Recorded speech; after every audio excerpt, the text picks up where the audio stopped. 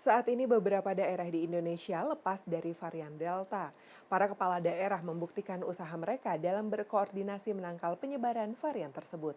Masing-masing kepala daerah punya cara sendiri untuk memulihkan daerahnya dari gelombang penyebaran varian Delta pada Juni lalu.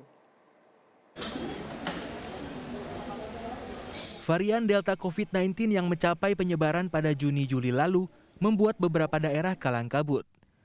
Jumlah tenaga kesehatan yang tidak mencukupi, tempat tidur rumah sakit yang kurang, hingga keterbatasan vaksin adalah rentetan penyebabnya. Namun, saat ini 3 daerah yaitu Provinsi Kepulauan Riau, Kabupaten Kudus, Jawa Tengah, dan Desa Panggung Harjo, Bantul, Daerah Istimewa Yogyakarta berangsur pulih.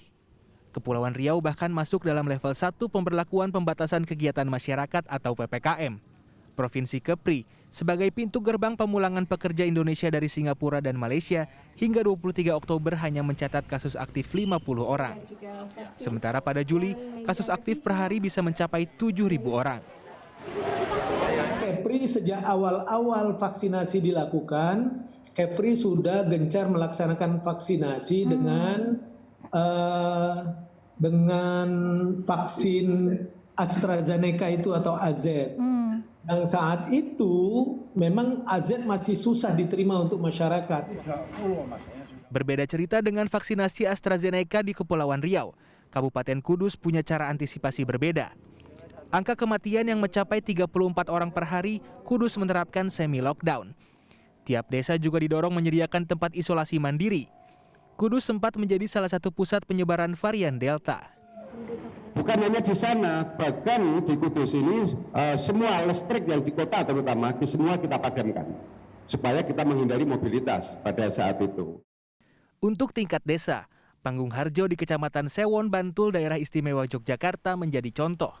Desa yang mengandalkan pendapatan dari pariwisata ikut terpukul. Desa dengan penduduk 8.000 jiwa itu saat ini sudah 0 kasus aktif. Artinya memang keberdayaan seksual menjadi salah satu kunci penanganan COVID. Karena dalam situasi darurat itu hampir semua instrumen demokrasi itu lumpuh. Gitu. Sehingga kemudian keberdayaan sosial, partisipasi masyarakat itu menjadi salah satu kuncinya. Menurunnya level PPKM di beberapa daerah bukan lantas membuat lengah. Libur Natal dan Tahun Baru juga patut mendapat perhatian.